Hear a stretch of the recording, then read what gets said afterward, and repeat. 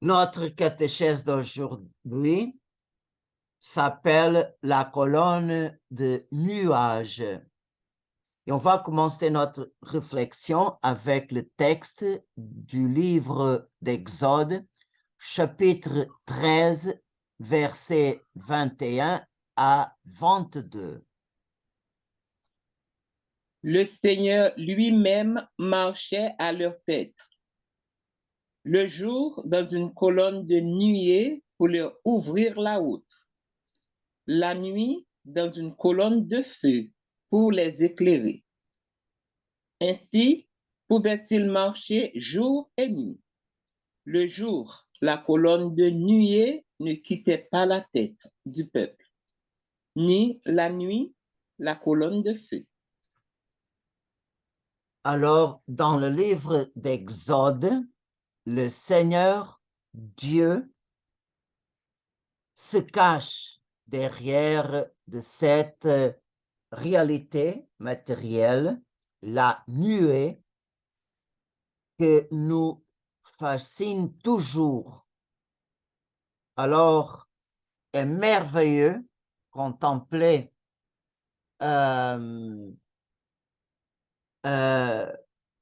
cet phénomène des minuscules gouttelettes de l'eau suspendues dans l'air par la vaporisation donne une image par exemple, de la ouate duveteuse, ou quand les nuages sont lourds, ce sont sombres et menaçants. Alors, les nuages peuvent exprimer deux réalités spirituelles. La première réalité, c'est la proximité de Dieu bienfaisante, et aussi peut exprimer la colère divine qui cache son visage. Et dans le livre d'Exode, nous avons plusieurs descriptions du Seigneur qui se présentent arrière de cette image, et il prend plusieurs aspects au cours de ce livre-là. Un premier, le jour. La nuée était une colonne qui montre le chemin. Et pendant la nuit, cette colonne de nuée se transforme en une colonne de feu pour éclairer le peuple ou pour le guider quand le peuple devrait marcher pendant la nuit. L'autre description, c'est que, par exemple, au chapitre 14, la nuée était obscure pour l'armée des Égyptiens. Et pour le fils d'Israël, la nuée était lumineuse. Et pour ça, il pouvait voir. L'autre description, c'est que la nuée, par exemple, je parle de Exode 16, versets 9 et 10, la nuée est associée à la gloire de Yahvé, c'est-à-dire que Dieu montre sa gloire par la nuée. Alors, quand le Seigneur a fait ça, quand le peuple tombe dans le péché de la murmuration, et là, vraiment, le Seigneur, par la nuée, manifeste sa gloire. Et l'autre, c'est que la nuée, c'est paisible, accompagné de tonnerres et des éclairs et du son de la trompette, lorsque le Seigneur descendit sur le mont Sinaï au milieu des flammes. C'est la grande théophanie de Dieu, Exode chapitre 19. Alors, il y a une chose qu'il faut être clair, que la nuée est vraiment un signe de la présence de Dieu. Ce n'est pas un ange. Alors, cette distinction entre l'ange et la nuée, c'était deux réalités différentes. Et on peut voir ça quand il y a, quand on lit l'Exode, chapitre 14, versets 19 et 20. L'ange de Dieu qui marchait en avant d'Israël se déplaça et marcha à l'arrière. La colonne de nuée se déplaça depuis l'avant-garde et vint se tenir à l'arrière, entre le camp des Égyptiens et le camp d'Israël. Cette nuée était à la fois ténèbres et lumière dans la nuit, si bien que de toute la nuit, ils ne purent se rencontrer. Alors, on voit que la nuée se montre aux Égyptiens d'une certaine manière et aux Hébreux d'une autre manière. Et on voit que l'ange, c'est le premier à se mettre entre les deux, l'armée égyptienne et les fils d'Israël. Et après, c'est le Seigneur qui se déplace aussi entre les deux. Et on voit que nous avons ici deux entités différentes, mais avec des missions similaires. On peut dire que sont similaires. Pourquoi? Parce que l'ange est toujours au service de Dieu. L'ange réalise toujours la volonté de Dieu. Et la nuée a deux fonctions. On voit qu'elle guide les fils d'Israël, elle montre le chemin, mais aussi la nuée montre quand les fils d'Israël devront marcher ou quand ils devront s'arrêter. On voit que le Seigneur vraiment montre sa volonté exactement pour cet signe de la nuée, mais il guide selon sa providence. Moi, personnellement, je suis convaincu, de la même façon que le Seigneur guide nos pas, je suis sûr que le Seigneur a guidé les pas de son peuple.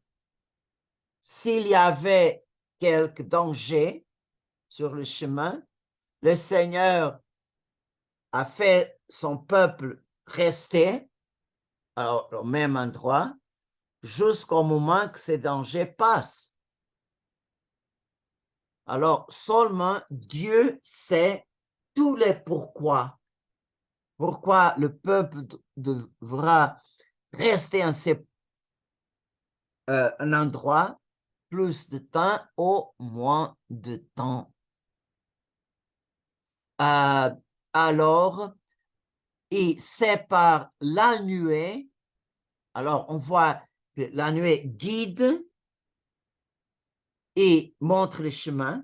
Deuxième, la nuée se fait quand le peuple doit marcher ou s'arrêter. Et troisième, là, le Seigneur se communique à Moïse par la nuée. On peut voir ça, Exode 19, verset 9, quand le Seigneur dit à Moïse, « Je vais venir vers toi dans l'épaisseur de la nuée, pour que le peuple qui m'entendra te parler met sa foi en toi pour toujours. » Et en plusieurs reprises, Moïse a pénétré à l'intérieur de la nuée. Et c'est sur cette image que nous avons la belle description de la théophanie, de la manifestation de Dieu à Moïse, qu'on peut trouver le texte, non seulement Exode 24, comme aussi en Exode chapitre 33. Moïse gravit donc la montagne, et la nuée recouvrit la montagne. La gloire du Seigneur demeura sur la montagne du Sinaï, que la nuée recouvrit pendant 6 jours. Le 7e jour, le Seigneur appela Moïse du milieu de la nuée. La gloire du Seigneur apparaissait aux fils d'Israël comme un feu dévorant au sommet de la montagne. Moïse entra dans la nuée et gravit la montagne. Moïse resta sur la montagne 40 jours et 40 nuits. Le Seigneur parlait avec Moïse face à face, comme on parle d'homme à homme. Oui. Alors, quand Moïse entre dans la nuée, le Seigneur laisse Moïse voir sa gloire, sa divinité, laisse Moïse expérimenter la richesse divine. Et le livre de l'Exode dit que le Seigneur n'a pas le montré sa face, mais laisse Moïse expérimenter la gloire de Dieu. Et quand on voit au chapitre 34, le Seigneur laisse Moïse expérimenter sa gloire, le Seigneur qui passe, il a senti le Seigneur comme miséricordieux sans fin. Le Dieu saint, le Dieu tout-puissant, le Seigneur infini et éternel, il est miséricordieux face à l'homme pécheur. Et c'est pour ça que Moïse, quand le Seigneur passe devant lui, Moïse exclame, le Seigneur, Dieu tendre et miséricordieux, lent à colère, plein d'amour et de vérité, qui garde sa fidélité jusqu'à la 1000e génération. Aussitôt, Moïse s'inclina jusqu'à terre et se prosterna. Alors, c'est très bon de comprendre cette expérience de Dieu.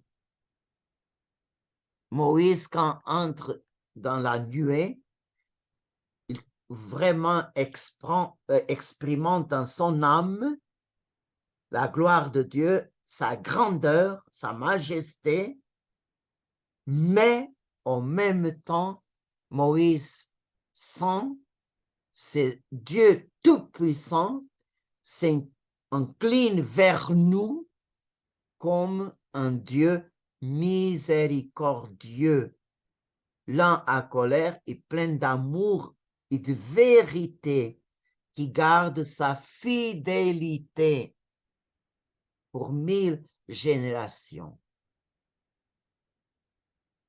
C'est vraiment extraordinaire quand on pense à ces mots-là, notre cœur, je pense que on sent comme Dieu est tellement condescendant vers nous, même si nous sommes misérables, même si nous sommes pécheurs. Et la nuée, dans la Bible, exprime des réalités de Dieu. Et les nuages matériels nous aident à comprendre aussi les réalités divines. Par exemple, les nuages légers. Bien sûr qu'on connaît ça, les nuages légers. Certains nuages sont légers, le vent les transporte facilement. Et sur cette image, le prophète Isaïe annonce le retour rapide de tous les peuples dans la ville sainte Jérusalem.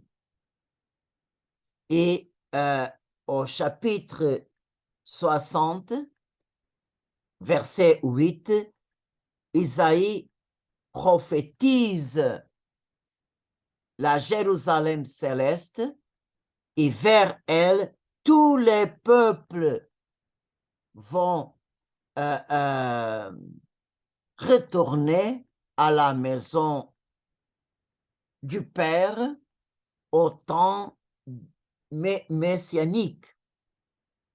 Alors, ici, les nuages légers sont des messagers de la bonne nouvelle. Et les nuages légers expriment l'autre réalité aussi, le mensonge et la tromperie.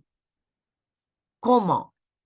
Alors, de la même façon que les nuages légers sont transportés d'un endroit à l'autre par le vent, la personne humaine qui est fragile, qui est vraiment blessée par le péché, la personne peut changer selon le vent. Et c'est pour ça que le prophète Osée utilise cette image pour montrer comme le peuple d'Israël n'a pas la grâce, n'a pas une attitude d'être fidèle, d'être constant vers le Seigneur. Dit le prophète, ton amour est comme la nuée du matin, comme la rosée précoce qui se dissipe bientôt. Et l'apôtre Jude Thaddée, dans sa lettre, montre la vacuité de la vie des pécheurs par ces mots. Ce sont des nuages sans eau importés par le vent. Alors, ça, c'est un deuxième sens des nuées légères. Il y a aussi une troisième réalité que ces nuages légers représentent. Elles sont un avant-goût des nuages qui apportent la bénédiction des pluies qui arrosent la terre. Le grand exemple dans la Bible de cette troisième réalité est au temps du prophète Élie. Après la grande sécheresse, au temps du roi Akab, alors Élie, la même façon que par sa parole il a fermé les cieux, c'est pour ça qu'il n'y avait pas de la pluie plusieurs années. Après, il monte le mont Carmel pour prier au Seigneur, pour que le Seigneur donne la pluie à son peuple. Et nous avons ce texte au premier livre des Rois, chapitre 18, versets 43 et 44. Élie dit à son serviteur, monte et regarde du côté de la mer. Le serviteur monta, regarda et dit, il n'y a rien. 7 fois de suite, Élie lui dit, retourne. La 7e fois, le serviteur annonça, voilà un nuage qui monte de la mer, gros comme le poing. Alors Élie dit au serviteur, va dire au roi Akab, attelle ton char et descends de la montagne avant d'être arrêté par la pluie. Alors, on voit cette petite nuage, c'est d'elle que se forme une pluie, on peut l'appeler diluvienne, comme Dieu est merveilleux, d'une petite chose comme Dieu fait des grands. Et l'autre quatrième réalité, les nuées légères sont appelées, par exemple au psaume 103, la char de Dieu. Elles apportent le Dieu très haut. Par exemple, tu élèves dans leurs eaux tes demeures des nuées, tout te fait en char, tout avance sur les ailes du vent. Et on voit aussi, le prophète Daniel voit le Messie au ciel, qui se présente devant le Père, et il est sur les nuages légers. On peut voir ça, Daniel 7, verset 13-14.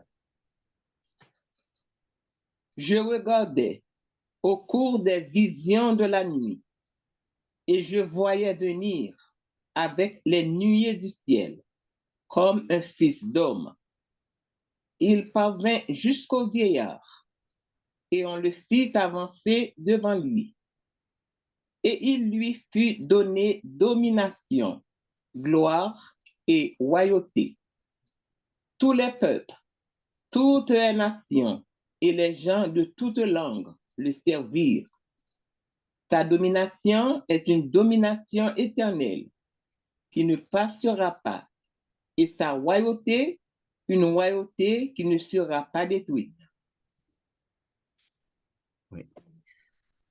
En Jésus-Christ, dans ce temps de la prédication et au temps de sa vie publique, le Seigneur, quand parle de son deuxième événement, il parle que le Fils de l'homme viendra sur les nuages. On voit ça en Matthieu, chapitre 24, alors apparaîtra dans le ciel le signe du Fils de l'homme. Alors toutes les tribus de la terre se frapperont la poitrine et verront le Fils de l'homme venir sur les nuées du ciel avec puissance et grande gloire. Et aussi, quand le Seigneur parle au grand prêtre, au Sanhédrin, et le grand prêtre intime Jésus sur serment de dire s'il est le Messie, le Seigneur répond au grand prêtre, c'est toi-même qui l'as dit. En tout cas, je vous le déclare, désormais vous verrez le Fils de l'homme siéger à la droite du Dieu Tout-Puissant et venir sur les nuées du ciel. Alors, on voit les nuées légères expriment ces 5 réalités. Et on peut poser la question, il est nuages épais. Elles sont sombres et lourdes. Quand les nuages couvrent le ciel, ils cachent le soleil, ils ne laissent pas passer la lumière. Et quand ça arrive, on sait très bien que les jours sont tristes, sont gris, sont vraiment des jours sombres. Et cette idée aussi s'applique au monde surnaturel. Alors, la Sainte Écriture dit que existe une voile dense de nuages que cache Dieu et ça demeure à nos yeux, mais que laisse passer sa lumière et sa grâce. Alors, on peut voir cette idée dans le livre de Job, 22, versets 12 à 14. Dieu n'est-il pas là-haut dans le ciel? Regarde la cime des étoiles, comme elles sont élevées. Et tu disais, que peut savoir Dieu? Peut-il juger derrière la nuée sombre? Les nuages lui forment un voile et lui cachent la vue. Il se déplace sur le pourtour des cieux. Alors, on voit que, en ce sens, les nuages denses expriment d'un côté la transcendance de Dieu et pour l'autre part, c'est le voile qui cache Dieu à nos yeux. C'est exactement qu'arrive et qui est écrit au livre des Actes des Apôtres au jour de l'ascension de Jésus. Après ces paroles, tandis que les apôtres le regardaient, il s'éleva et une nuée vient le soustraire à leurs yeux. Alors, on voit la nuage dense exprime la transcendance et le voile qui cache Dieu à nos yeux. Et on peut poser la question, et dans le Nouveau Testament, qu'est-ce que la nuée exprime? Bien sûr que Dieu, quand il parle aux foules, Jésus utilise des paraboles et des images qui sont connues dans la spiritualité juive. Et vraiment, tout le monde juif savait qu'au moment de l'Exode, le Seigneur était dans la nuée.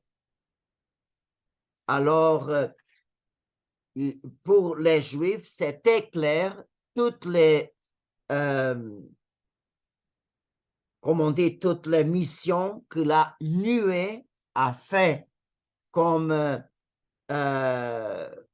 la nuée montrait le chemin, la nuée a dit au peuple au moment de l'exode quand il doit marcher, quand il doit arrêter.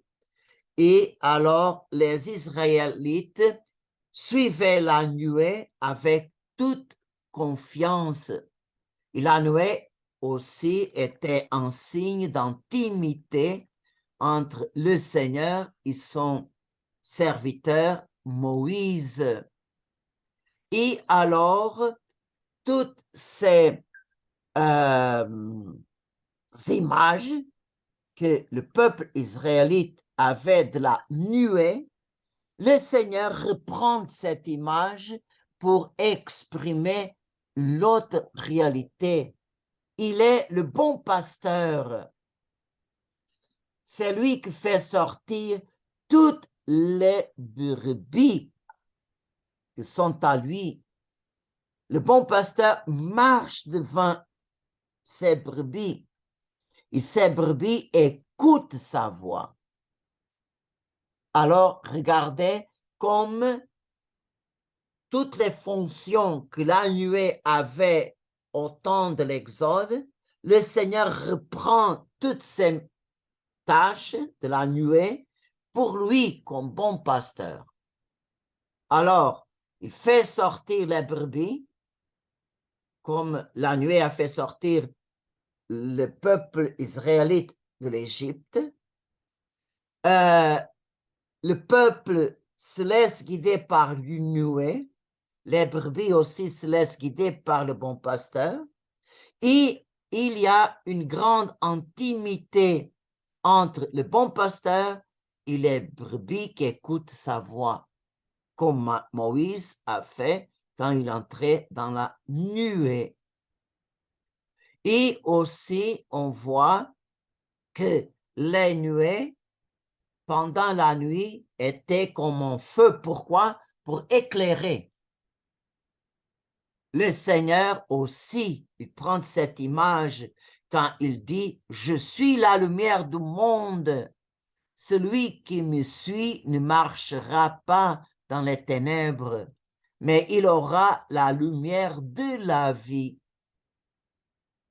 Alors, dans cette pèlerinage que nous avons en ce monde, nous sommes illuminés par Jésus-Christ. Il est la lumière du monde, il est notre lumière, il ne nous laisse pas égarer comme la nuée au désert, ne laissait pas, même pendant la nuit, si le peuple marchait, personne a perdu le chemin. Alors, le Seigneur prend pour lui toutes les fonctions et tous les sens de la nuée dans le désert au temps de l'incarnation. L'autre chose, l'Esprit Saint, c'est la grande révélation du Nouveau Testament. L'Esprit Saint, il prend la image de la nuée quand il agit d'une manière très claire. Et nous avons ça deux moments dans l'Évangile. Le premier moment, c'est dans le mystère de l'incarnation dit Saint Gabriel, l'Esprit Saint viendra sur toi, la puissance de Très-Haut te prendra sous son ombre, et c'est pourquoi celui qui va naître sera saint, il sera appelé Fils de Dieu. Alors, on voit que cette phrase de Saint Gabriel, il évoque la nuée lumineuse du désert. C'était la présence de Dieu. De même que la nuée est venue sur la tente de la réunion, lorsque le Seigneur a voulu parler à Moïse, dans le moment de l'incarnation, l'Esprit Saint vient sur elle pour rendre le Verbe présent dans son sein. Alors ici, la Sainte Vierge est préfigurée par l'image de la tente de la réunion. Alors, la nuée pose sur la tente, Moïse rentre et là, il se rencontre à l'intérieur de la tente avec Dieu. L'Esprit Saint, comme nuée, il vient sur la Sainte Vierge et à son intérieur, le Verbe se fait chair et habite parmi nous. L'autre moment est le moment de la transfiguration. Jésus vraiment montre sa divinité, qui toujours est cachée à l'intérieur de sa nature humaine, mais au mont Tabor, en présence de Pierre, Jean et Jacques, l'Esprit Saint vient sous la forme de nuée. On voit ça, Luc 9, 34 et 35. Pierre n'avait pas fini de parler qu'une nuée survint et les couvrit de son ombre. Ils furent saisis de frayeur lorsqu'ils y pénétrèrent. Et de la nuée, une voix se fit entendre. Celui-ci est mon fils, celui que j'ai choisi, écoutez-le. Regardez, comparez ces textes-là, la transfiguration, avec la théophanie de Dieu au Sinaï. Regardez comme sont similaires. Exode 24, 15 à 18.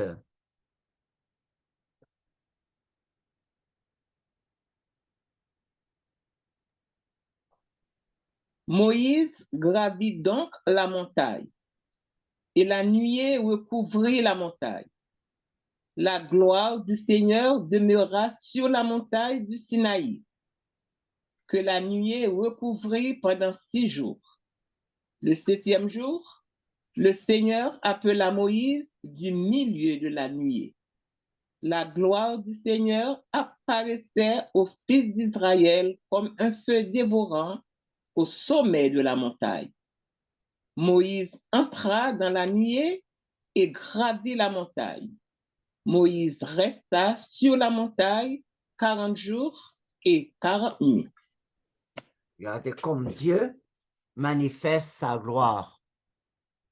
Et ici, dans la transfiguration, regardez que la transfiguration, c'est un grand mystère, non seulement actualise la théophanie de Dieu au mont Sinaï,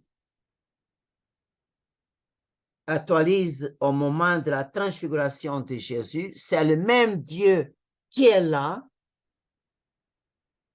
Au mont Tabor, le Père parle, le Fils manifeste sa divinité et sa humanité, et l'Esprit Saint vient comme nuée qu'enveloppe non seulement Jésus, Moïse et Élie, mais ici, Moïse et Élie représentent la loi et les prophètes, mais la nuée aussi englobe les 3 hommes du Nouveau Testament qui représentent les piliers de la future Église.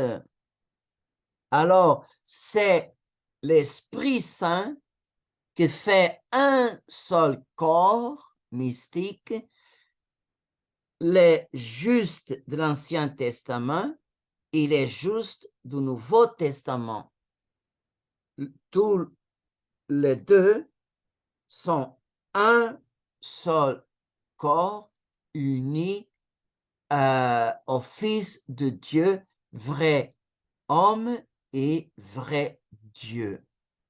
Alors, on peut dire que l'Esprit Saint au mont Tabor, c'est comme un prophète qui annonce comme sera le ciel. Comme nous avons plusieurs descriptions au livre de l'Apocalypse. On voit au centre l'Ancien, l'agneau, l'Esprit Saint sur plusieurs formes, et autour de la Sainte Trinité, les quatre vivants, les anges, l'humanité enveloppée pour toute la création. Et l'autre moment de la nuée au Nouveau Testament, c'est le moment de l'ascension de Jésus. La nuée cache Jésus aux yeux de ses disciples et sont les nuées qui vont révéler le même Seigneur quand il va revenir comme le juge de l'histoire et de toute l'humanité. La nuée cache, la nuée révèle. Et on voit ça dans l'évangile de Saint Jean, au chapitre 16, verset 13, au Jean 14, 26. Le défenseur, l'Esprit Saint que le Père enverra en mon nom, lui, vous enseignera tout, et il vous fera souvenir de tout ce que je vous ai dit. Quand il viendra, lui, l'Esprit de vérité, il vous conduira dans la vérité tout entière. En effet, ce qu'il dira ne viendra pas de lui-même, mais ce qu'il aura entendu, il le dira. Et ce qui va venir, il vous le fera connaître. Regardez quelle harmonie de la parole de Dieu. Quand Jésus termine sa mission visible sur terre, la nuée cache. Quand le Seigneur viendra à la fin de l'histoire, les nuées révèlent. Et qu'est-ce que se passe entre ces deux événements? Au milieu des événements se situe le temps de l'Église, le temps de l'Esprit Saint. Quelle est la mission de l'Esprit Saint? C'est à notre intérieur, il nous révèle par l'action de l'Église tout ce que le Seigneur nous a enseigné. Et c'est l'Esprit Saint qui nous va conduire jusqu'à la vérité totale. Et on peut dire, je vais utiliser les mots de la lettre aux Hébreux. La lettre aux Hébreux commence de la façon suivante. Aux temps anciens, le Seigneur a parlé de plusieurs façons à nos pères par les prophètes.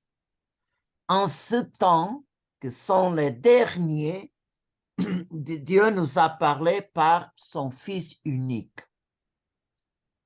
Pourquoi l'auteur de la lettre aux Hébreux parle en ces temps que sont les derniers? Parce qu'à partir de la Pentecôte jusqu'au deuxième événement de Jésus-Christ, se situe le temps de l'Église, le temps de l'Esprit Saint. Alors, c'est la dernière étape de l'histoire de toute l'humanité. Alors, en cette dernière étape, c'est le retour de l'humanité vers la maison du Père par l'action de l'Esprit Saint qui est toujours en train d'agir par l'Église. On peut dire que nous sommes sortis de Dieu, nous sommes sauvés de notre existence sans Dieu, sans la vie surnaturelle, et par l'œuvre de la rédemption, par le mystère pascal de Jésus-Christ, un nouveau chemin est ouvert. Et dans le temps de l'Esprit Saint, toute l'humanité est invitée à prendre ces chemins de retour à Dieu. Et cette mission s'appelle la dernière étape. C'est le dernier temps que Dieu donne à toute l'humanité pour retourner à la maison du Père. Alors, les derniers temps a commencé à partir du mystère de l'incarnation du Verbe et s'y a affirmé cette étape au jour de la Pentecôte. Alors, notre réalité définitive est aller un jour à la rencontre du Christ. Bien sûr, par notre baptême, nous sommes déjà ressuscités. C'est-à-dire par le baptême, nous avons déjà la vie nouvelle de Jésus-Christ. Nous sommes déjà ressuscités dans notre âme, même si dans notre corps, on vit toutes les conséquences du péché originel et on sait que notre corps va mourir. Même si notre âme possède déjà la vie nouvelle de Jésus ressuscité. C'est pour ça que qui décède, qui sort de ce monde uni à Jésus-Christ ressuscité, alors dans notre âme, on peut recevoir déjà la vision béatifique et on peut voir Dieu face à face. Alors, on peut recevoir dans notre âme la récompense des élus, même si notre corps repose dans la terre. Mais le salut que Jésus nous a offert est aussi pour notre corps. C'est pour ça, pour occasion du deuxième événement, notre corps ressuscitera glorieux, pas en cette condition qu'on vit maintenant. Notre corps souffre. Et il y a des autres limitations aussi. Non, mais quand notre corps va ressusciter, toutes ces situations finissent, terminent avec la mort, termine la passion de notre corps. La mort, ce n'est pas un châtiment, c'est un remède qui met fin à cette condition d'un corps qui est marqué pour toutes les conséquences du péché originel. Et par la mort, grâce au mystère pascal de Jésus-Christ, notre corps va ressusciter glorieux et notre âme glorieuse, les deux s'uniront. Et c'est pour ça que nous allons savourer Dieu. Nous allons avoir vraiment cette communion pour toute l'éternité de Dieu, non seulement au sens spirituel pour notre âme, mais aussi dans le sens matériel. Nous allons aimer le Seigneur non seulement avec notre esprit, notre volonté, mais avec notre sensibilité, nos sentiments. Et tout ça, c'est la façon que nous, les êtres humains, c'est cette façon qu'on aime. On aime avec toute la sensibilité de notre corps et de notre âme. Et au ciel, vraiment, on va aimer le Seigneur, on va le contempler avec le corps et l'âme glorifiés. C'est ça, cet héritage que nous attend. Alors, efforçons-nous d'être dignes de toute cette promesse que le Seigneur Jésus nous a fait au nom du Père. Amen.